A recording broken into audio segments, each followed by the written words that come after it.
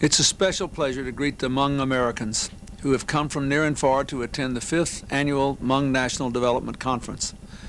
The Hmong people are among the most recent arrivals to our nation of immigrants, but your story ranks as one of the most impressive of the heroic passages that have formed our history.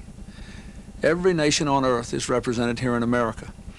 Many of the families that made the perilous journey here from east or west fled hardship. Many found a different kind of hardship upon arrival here. Beginning in 1975, the Hmong people faced an especially difficult challenge. Few people suffered as deeply from the wars that tore apart Southeast Asia, where Hmong soldiers fought bravely alongside Americans. Few people faced a more difficult journey than the one that brought you to our shores.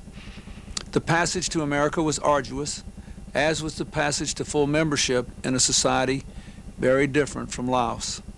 But you persevered and triumphed with courage, dignity, and the strong sense of community that joins you today.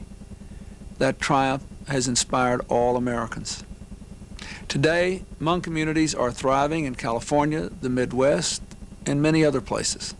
Hmong businessmen and women are prospering in a wide variety of pursuits. They're among doctors, lawyers, soldiers, teachers, and politicians.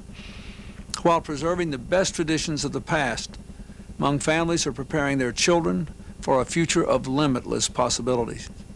That is truly the American way. I know you share my confidence about the new century we're about to enter, a century in which Asians and Americans will work together as never before. Asian Americans, including the Hmong, will be at the center of that future. Good luck with the rest of your conference. All Americans are enormously proud of our fellow citizens in the Hmong community.